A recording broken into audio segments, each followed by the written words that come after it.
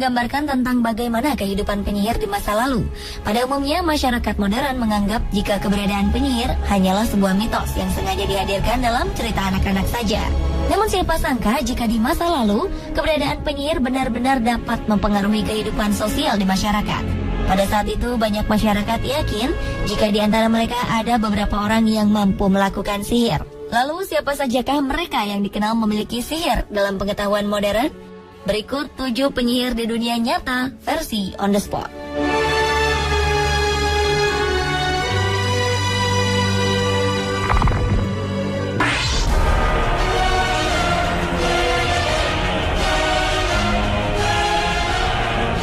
Mother Shipton dikenal sebagai seorang peramal yang mampu memperkirakan beberapa kejadian di masa yang akan datang.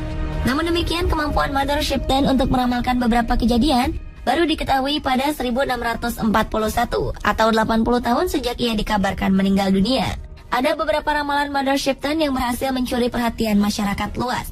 Namun yang paling mengguncang adalah ramalan tentang datangnya hari kiamat yang ditemukan pada 1862 oleh seorang penulis bernama Charles Handley.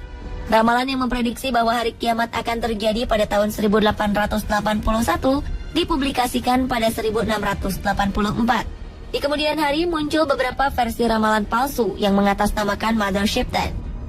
Wanita yang digambarkan sebagai sesosok wanita jelek dan menyeramkan itu dilahirkan di Knaresborough, Yorkshire pada 1488 di dalam sebuah gua yang sekarang dinamakan Mother Shipton's Cave.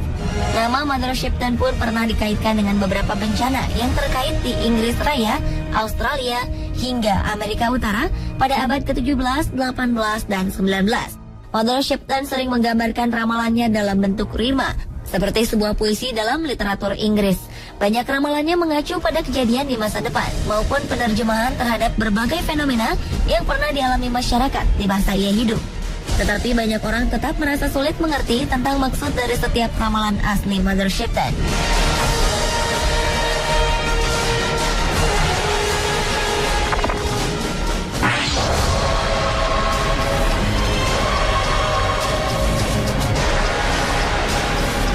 Jika Anda pernah mendengar istilah voodoo, yaitu sebuah tradisi ilmu hitam dari Afrika Barat, maka Marie Laveau lah sosok wanita yang paling dikenal sebagai ahlinya. Marie Laveau yang hidup pada 10 September 1801 hingga 15 Juni 1881 ini menjelma menjadi seorang ahli tenung terkenal di New Orleans, Amerika Serikat.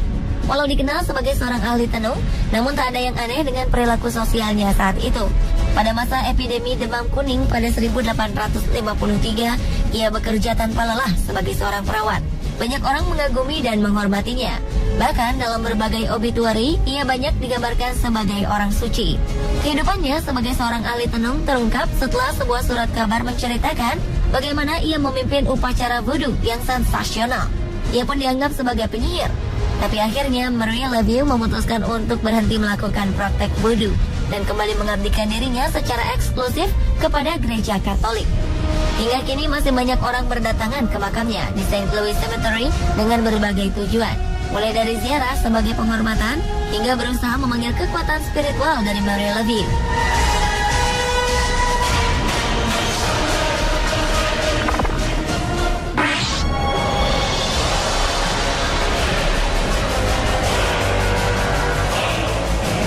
Selanjutnya adalah seorang cenayang kontemporer asal Amerika, Silver Ravenwolf.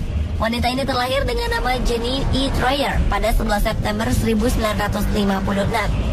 Ravenwolf kemudian tumbuh menjadi seorang ahli sihir, pesulap, dan pengajar yang berfokus pada aliran pagan yang disebut Neo-Wicca. Beberapa praktek yang terdapat dalam keyakinan Wicca adalah ritual magis dan hal-hal yang berkenaan dengan dunia supranatural. Meski terkenal, Ravenwolf bukanlah pemimpin dari sekte ini. Silver Ravenwolf juga bekerja sebagai penulis buku yang kebanyakan membahas tentang Wicca dan paganisme secara umum. Wicca sendiri diketahui baru muncul dan berkembang di Inggris pada paruh pertama abad ke-20. Sebagai pagan modern dan sihir agama, aliran ini kemudian mulai diperkenalkan ke publik pada 1954 oleh Gerald Gardner.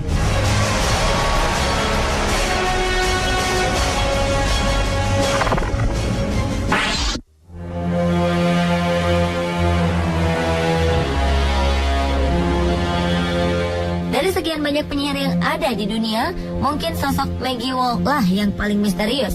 Ia merupakan salah satu dari sekitar 4.000 perempuan yang dituduh sebagai penyihir di Skotlandia. Karena tuduhan inilah ia kemudian dieksekusi mati di depan publik pada 1657.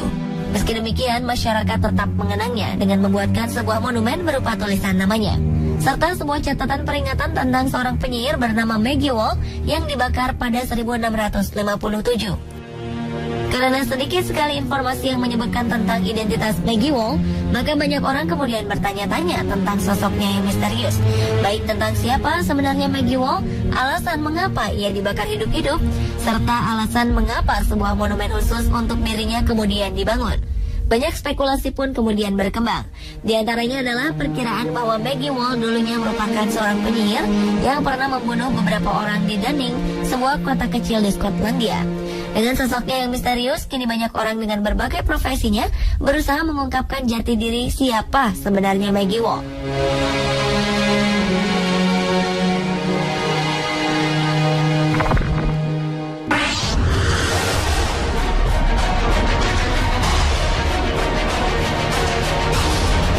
Seorang wanita dari keluarga kaya yang berasal dari Toulouse, Prancis, ia diduga memiliki kemampuan untuk melakukan sihir, hingga kemudian dihukum mati pada 1275. Nama Ugel de Lebat populer dan dikenal sebagai orang pertama yang dihukum mati atas tuduhan sebagai seorang yang memiliki kekuatan sihir selama abad pertengahan. Ugel de Lebat lahir sekitar tahun 1230 dan ia merupakan anggota dari keluarga bangsawan yang menganut ajaran Khatarisme. Yang tak lain adalah sebuah sekte Gnostik yang dianggap sesat oleh gereja Katolik. Ia pun pernah dituduh sebagai orang sesat yang memiliki hubungan terlarang bersama iblis, hingga melahirkan seorang raksasa pemakan daging yang memiliki kepala serigala dan ekor ular. Dari raksasa inilah masyarakat kemudian mengaitkannya dengan kehilangan bayi-bayi mereka yang diduga telah dimakan raksasa itu. Delebat pun dituduh sering menculik anak-anak dan bayi sebagai makanan anak raksasanya. Selain itu, ia juga kerap menggali kuburan untuk mengambil jenazah anak kecil yang baru dimakamkan selama kurun waktu 2 tahun. Di bawah penyiksaan, ia kemudian mengaku hubungan terlarangnya dengan iblis. Ia pun akhirnya dinyatakan bersalah atas berbagai kejahatan, lalu dibakar hidup-hidup. Meski demikian, banyak pemuka agama yang meragukan kebenaran cerita Ugel de Lebat karena minimnya informasi tentang pengadilan Toulouse yang menceritakan tentang kejahatannya bersekutu dengan setan pada 1275.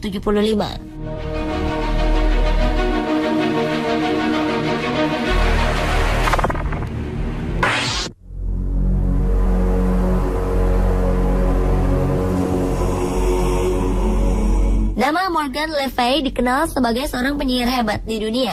Sosoknya digambarkan sebagai musuh abadi Raja Arthur, pemimpin legendaris Inggris dari awal abad ke-5 hingga akhir abad ke-6. Morgan Le Fay yang kabarnya sebenarnya masih memiliki hubungan garis keturunan dengan Raja Arthur, konon merupakan murid langsung dari penyihir hebat dan legendaris di Inggris bernama Merlin. Nama Morgan Le Fay sendiri mulai dikenal untuk pertama kali pada abad ke-12 ketika Geoffrey of Monmouth, seorang tokoh agama, menuliskan sebuah cerita yang berjudul Vita Merlini. Di dalam tulisannya disebutkan bahwa Morgan Le Fay merupakan seorang pemimpin dari 9 penyihir bersaudara dari Pulau Avalon yang pernah menolong Merlin ketika tengah berada dalam kesulitan.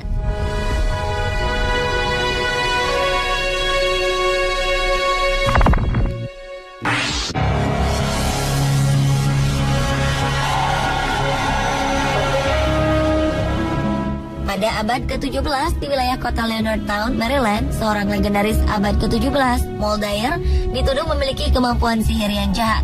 Keberadaan Moldair sebenarnya lebih mirip sebagai sebuah mitos yang hidup dalam kultur masyarakat Irlandia.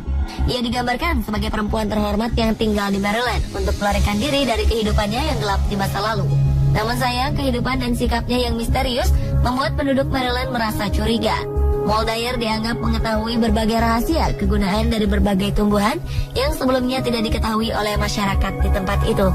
Atas berbagai hasutan, penduduk pun yakin jika Moldair adalah seorang penyihir jahat yang akan membawa pengaruh buruk bagi desanya. Mengetahui kecurigaan ditujukan padanya, Moldair pun pergi dari desa untuk melarikan diri. Penduduk pun lalu mengejarnya tanpa ampun. Dalam peristiwa yang terjadi pada malam hari di musim dingin ini, Moldair pun akhirnya tewas membeku akibat kedinginan.